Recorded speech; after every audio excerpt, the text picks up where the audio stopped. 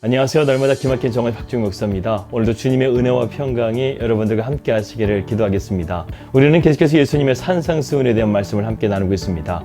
이제 6장으로 들어가면서 우리 종교인들이 위선하는 것들에 대해서 주님께서는 지적하시면서 바른 신앙의 모습이 무엇인지를 우리에게 말씀해주고 있습니다. 예수님께서는 종교적인 위선에 대해서 말씀하시면서 구제, 기도, 금식에 대한 말씀을 우리에게 6장에서 나누어주고 있는데요. 어제는 우리가 구제에 대한 말씀을 나누었고 오늘은 기도에 대한 말씀을 나누면서 우리가 어떻게 기도할 것인가 주님의 처방전을 함께 나누도록 하겠습니다. 2020년 11월 18일 날마다 기막힌 정오 시작합니다.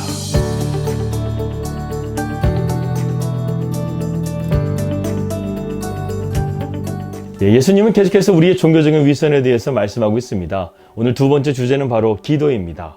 이 말씀은 구제에 대한 말씀과 맥락이 같은데요. 너희의 기도도 사람에게 보이려고 하지 말고 하나님께 온전하게 기도하라는 것입니다. 여러분, 기도라는 것은 모든 종교의 보편적인 행위라고 할 수 있습니다. 그런데 주님은 이러한 기도조차 종교적인 위선이 될 수 있다라고 우리에게 말씀하고 있습니다. 먼저 주님께서 말씀하고 있는 위선적인 기도를 드리는 사람들의 모습이 어떠했는가 함께 살펴보길 원하는데요. 오늘 본문 말씀 5절에 이렇게 나와 있습니다. 또 너희는 기도할 때에 외식하는 자와 같이 하지 말라. 그들은 사람에게 보이려고 회당과 큰 거리 어귀에서 서서 기도하기를 좋아하느니라. 내가 진실로 너에게 이르노니 그들은 자기의 상을 이미 받았느니라. 이렇게 말씀하고 있습니다. 주님께서는 종교적인 유대인들이 그들의 기도가 잘못됐다라고 말씀하시면서 그 첫 번째 원인을 바로 그들이 외식함으로 기도했다라고 말씀하고 있습니다. 여러분, 외식하는 기도는 과연 어떤 기도일까요? 어제도 말씀드렸다시피 예수님 당시에는 성전에서 나팔 소리가 울리게 되면 여러 가지 의미가 있다고 했습니다. 어떤 나팔은 구제를 알리는 나팔 소리가 될 수도 있고, 또 어떤 나팔은 오늘 말씀과 같이 기도를 알리는 나팔 소리가 될 수 있습니다. 그런데 오늘 주님께서 말씀하시는 것은 바로 이 두 번째 기도의 나팔 소리 가운데서 사람들이 성전으로 나오던가 아니면 회당으로 나와서 기도하는 그 시간에 바리새인들이나 종교적인 유대인들이 기도의 시간이 끝났음에도 불구하고 그들은 남아서 더 기도했다라는 것이죠. 아니, 내가 더 기도하고 싶어서 기도하는 것인데 왜 이것이 문제가 됩니까? 이렇게 물을 수 있는데요. 그런데 문제는 그들의 마음의 중심에 하나님 앞에 진실함으로 드리는 기도가 아니라 사람들에게 보여주기 위한 그러한 기도였기 때문에 이것은 문제가 된 것입니다. 종교적인 유대인들은 자신의 경건함을 드러내기 위해서 더 오랫동안 기도하고 또 큰 소리로 기도했다는 것입니다. 그러면서 사람들이 이렇게 말해주기를 원하는 것이죠. 아, 저 사람은 정말 거룩한 사람이야. 저 사람은 얼마나 거룩하기 때문에 저렇게 하나님 앞에 간절하게 오랫동안 기도하는 것일까. 이러한 사람들에게 인정이나 칭찬을 받기 위해서 그렇게 기도했다는 거예요. 그런데 예수님을 속일 수 있을까요? 속일 수 없다는 거예요. 예수님은 우리의 중심을 지켜보시고 우리의 폐부를 꿰뚫어 보시는 주님이십니다. 그렇기 때문에 그들의 기도가 하나님 앞에 온전하게 드리는 기도가 아니라 그들의 위선적인 기도, 그들의 경건함을 드러내는 기도였다는 것을 정확하게 보신 것이죠. 어떤 교회 목사님은요, 그 사람의 영적인 상태를 기도 시간을 가지고 체크하시는 분도 있어요. 물론 우리가 기도하는 것이 중요하죠. 하지만 기도는요, 우리가 자원하는 마음으로 하나님 앞에 기쁨으로 드리는 기도가 되어야 되는데 이것이 의무가 되어지고 누군가에게 보여주기 위한 기도가 된다고 한다면 그것은 더 이상 하나님 앞에 순수하게 드리는 기도가 될 수 없다는 것입니다. 더군다나 나의 일상의 삶이 있는데도 불구하고 5시간, 6시간씩 기도한다는 거예요. 내 삶을 내려놓고 하나님 앞에 기도만 한다는 것, 하나님께서 과연 이것을 기뻐하실까요? 그렇지 않습니다. 예전에 신학교를 다닐 때요, 같은 학년 동급생이었는데 그 친구는 수업할 때는 자고요, 밤에는 철야한다고 밤새서 기도하고 학교 오면 자고, 밤새서 기도하고 학교 오면 자고, 그러한 친구가 있었어요.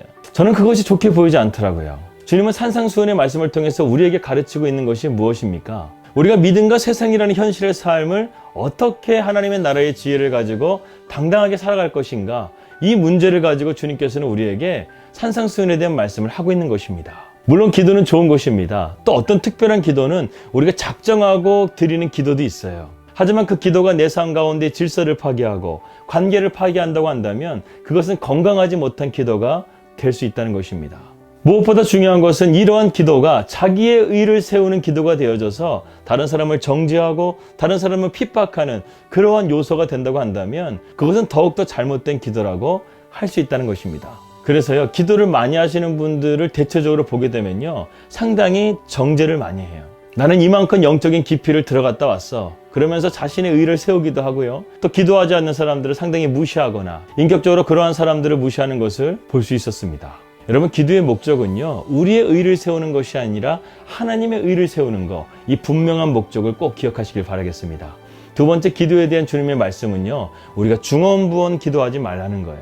또 기도할 때 이방인과 같이 중언부언하지 말라. 저희가 말을 많이 하여야 들으실 줄 생각하느니라. 이 종교적인 유대인들이 범했던 또 하나의 잘못은요, 기도를 많이 하는 것뿐만 아니라 중언부언, 말을 많이 하는 것도 자신들의 경건을 자랑하는 의로 삼았다는 것입니다. 기도는 영적인 것이고 하나님과의 교통하는 시간이기 때문에 이러한 기도를 우리가 바로 영적으로 들어가는 것이 참 쉽지가 않습니다. 여러 가지 잡념들도 있고 또 많은 생각들이 우리의 기도를 방해할 때가 있죠. 또 어떤 사람들은 의무적으로 기도할 때가 있다는 거예요. 하나님 복을 주시옵소서, 하나님 은혜를 베풀어 주시옵소서. 물론 좋은 말이지만 주님은 항상 중심을 보시고 우리의 기도의 동기를 보신다는 사실을 여러분들은 기억하십시오. 정말 내 마음을 다하여 주님 앞에 기도하지 않는다고 한다면 그러한 말들이요, 허공을 치는 메아리가 될 수밖에 없다는 것입니다. 그래서 주님께서는요, 우리가 중언부언 기도하지 말라고 가르쳐 주신 것이 바로 주기도문입니다. 주기도문의 서문은 이렇게 기록되어져 있죠. 하늘에 계신 우리 아버지여, 이름이 거룩히 여김을 받으시오며 나라의 임하옵시며 뜻이 하늘에서 이룬 것 같이 땅에서도 이루어지이다. 이 서문에서 주님께서 밝히고 있는 것이 무엇입니까? 기도라는 것은요, 사람의 뜻을 이루는 것이 아니라 하늘의 뜻, 우리 아버지의 뜻을 이루는 것이 바로 기도라는 거예요. 그러므로 우리가 기도를 통해서 하나님의 뜻을 위해서 기도하는 것이 무엇보다 중요한 것입니다. 우리의 기도를 통해서 하나님의 능력이 임하고, 우리의 기도를 통해서 하나님의 지혜가 임하고, 우리의 기도를 통해서 하나님의 사랑이 임하고, 하나님의 뜻과 하나님의 영광을 위해 살도록 기도하는 것이 바로 진정한 기도의 의미라는 것입니다. 특별히 주님께서 잡히시던 밤에 겟셋마네 동산에서 드렸던 이 기도는요, 참된 기도의 극치를 보여주고 있습니다. 아버지여, 만일 아버지의 뜻이거든 이 잔을 내게서 옮기시옵소서. 그러나 내 원대로 마옵시고 아버지의 원대로 되기를 원하나이다. 하나님의 아들이신 주님도 이 땅에 오셔서 아버지의 뜻을 위해서 그 험난한 십자가의 그 길을 순종하면서 걸어가셨다는 거예요. 주님의 기도는 철저하게 아버지의 뜻에 복종하는 기도였다는 것입니다. 그러나 오늘날 현대인들의 기도가 어떻습니까? 우리의 기도는 정반대로 왜곡된 기도를 드리고 있는 것은 아닙니까? 하나님 제발 아버지의 뜻대로가 아니라 제발 내 뜻대로 해주세요. 이렇게 기도하고 있는 것은 아닙니까? 여러분, 참된 기도의 초점은요, 바로 하나님의 뜻에 있습니다. 하나님의 뜻대로 기도할 때 우리는 영적인 이기심을 극복할 수 있는 거예요.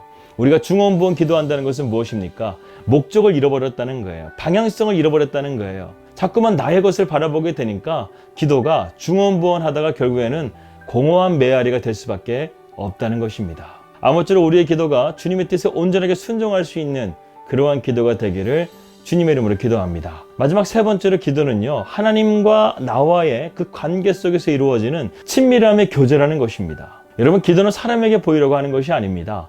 하나님과의 관계 속에서 우리가 드리는 것이 바로 기도라는 거예요.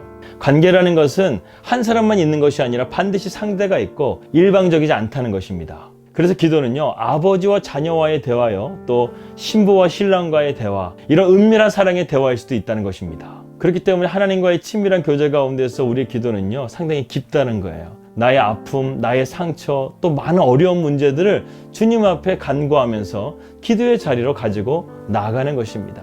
또한 하나님께서 우리에게 원하시는 기도가 있다는 것이죠. 아까 제가 말씀드렸다시피 하나님의 뜻이 내 안에서 이루어질 수 있도록 하나님께서 나로 하여금 이 땅 가운데 원하시는 우리의 사명, 우리의 비전이 있다는 것이에요.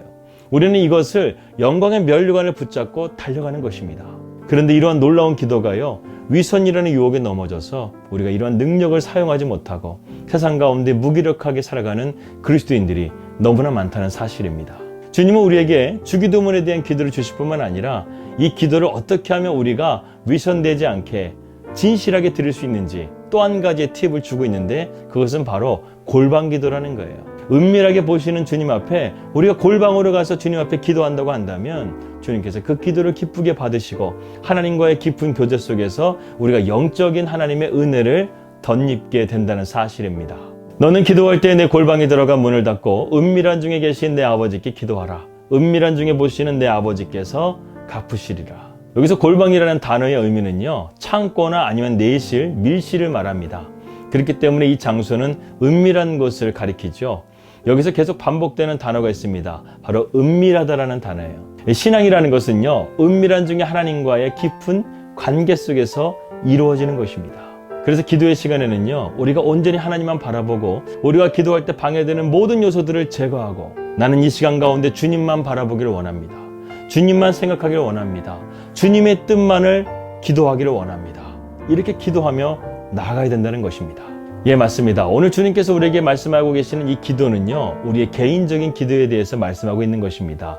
물론 공동체적으로 큰 기도의 제목을 놓고 합심해서 기도하는 그러한 기도도 물론 필요합니다. 하지만 우리가 하나님과의 개인적인 기도 가운데서는 은밀하게 골방에 들어가서 하나님과 1대1로 독대하면서 우리가 주님 앞에 집중하며 기도하는 것, 이러한 기도를 통해서 우리는 진정한 하나님의 기도를 드릴 수 있다는 것이죠. 누군가에게 보이기 위한 기도, 누군가에게 나타내기 위한 기도, 누군가에게 인정받으려고 하는 기도, 이러한 기도는요, 하나님 앞에 아무런 의미가 없고 상급도 없고 공허한 메아리밖에 될 수 없다는 것입니다. 그래서 존 스토트 목사님은 기도에 대해서 다음과 같이 이렇게 말하고 있습니다. 그리스도인의 기도의 진수는 하나님을 찾는 것이다. 성경의 참된 기도의 배후에는 하나님이 시작하시는 대화가 있다. 너희는 내 얼굴을 찾으라 하실 때에 내가 마음으로 주께 말하되 여호와여 내가 주의 얼굴을 찾으리이다. 주님께서 우리를 은밀한 곳에서 만나시고자 하시는 이유를 이렇게 말씀하고 있습니다. 은밀한 중에 계시는 내 아버지께서 갚으신다는 거예요. 주님께서는 우리가 주님께 집중하고 나의 마음을 간절하게 진실하게 토하는 것을 기뻐하신다는 사실입니다. 그럴 때 기도의 응답이 있고 그럴 때 하늘의 문이 열려지는 것입니다. 작년에 우리가 이곳 뉴질랜드에 오기 전에 저희가 산 지 1년밖에 안 된 새 차가 도둑을 맞게 된 거예요. 차를 훔쳐갔는데 찾을 수가 없는 거예요. 정말 마음이 힘들고 어렵더라고요. 그런데 그때 제가 영화 하나를 봤습니다. 바로 워름이라는 영화였어요. 이 워름이라는 영화는요, 삶의 여러 가지 문제를 신앙의 문제로 바라보고 그 문제를 기도의 골방에서 풀어가는 그러한 내용의 영화였습니다. 이 영화를 보는데 깊은 감동이 오더라고요. 그래서 저도 이러한 상황 가운데서 내가 할 수 있는 것은 주님께 기도하는 것밖에 없구나, 그렇게 생각하고 저희 집에 방 한 칸을 골방으로 만들어서 그곳에다가 기도의 제목을 달면서 하나님 앞에 씨름하면서 이러한 여러 가지 문제들을 주님 앞에 기도하게 되었습니다. 기도하다 보니까 범인도 잡게 되고 내 힘으로 할 수 없는 여러 가지 문제들을 주님께서 풀어주시고, 또한 기도하다 보니까 우리가 하나님의 뜻을 깨달아서 저희가 작년 12월에 이거 뉴질랜드에 와서 주님의 뜻을 이뤄가는 비전의 삶을 살아가고 있습니다. 그리고 지금 1년이 다 되어가는 가운데서 저희는 지금도 골방에서 주님 앞에 기도하고 예배하고 나가고 있습니다. 불과 1년밖에 되지 않았음에도 불구하고 하나님께서 우리를 향하신 주님의 놀라우신 선하신 뜻이 어떻게 이루어졌는가, 이것은 정말 말할 수 없는 수많은 간증들이 하나님의 은혜 가운데 채워지고 있음을 고백하게 됩니다. 예, 그렇습니다. 하나님은 우리의 중심을 보고 계세요.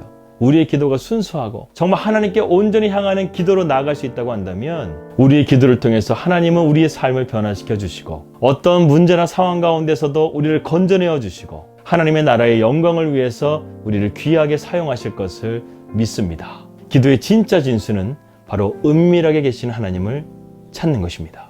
기도하겠습니다. 하나님 아버지 감사합니다. 우리가 오늘 이 시간 기도에 대한 말씀을 함께 나누었습니다. 하나님, 기도의 참된 진리는 바로 하나님을 찾는 것이고 하나님의 뜻이 우리 가운데 이루어지는 것이라는 것을 주님께서 말씀하여 주셨습니다. 우리가 이러한 말씀을 온전하게 깨달아서 우리의 삶 가운데 하나님의 얼굴을 찾는 믿음의 삶으로 인도하여 주시옵소서. 예수님의 이름으로 기도하였습니다. 아멘. 예, 한 번뿐인 인생입니다. 우리가 주님의 말씀 가운데 순종함을 통해서 이 땅 가운데 그리스도인의 선한 영향력 반드시 보여줄 수 있는 저와 여러분들이 되시기를 주님의 이름으로 기도합니다. 평안한 하루 되시고요. 저는 내일 뵙도록 하겠습니다. 우리 믿음으로 승리합시다. 할렐루야.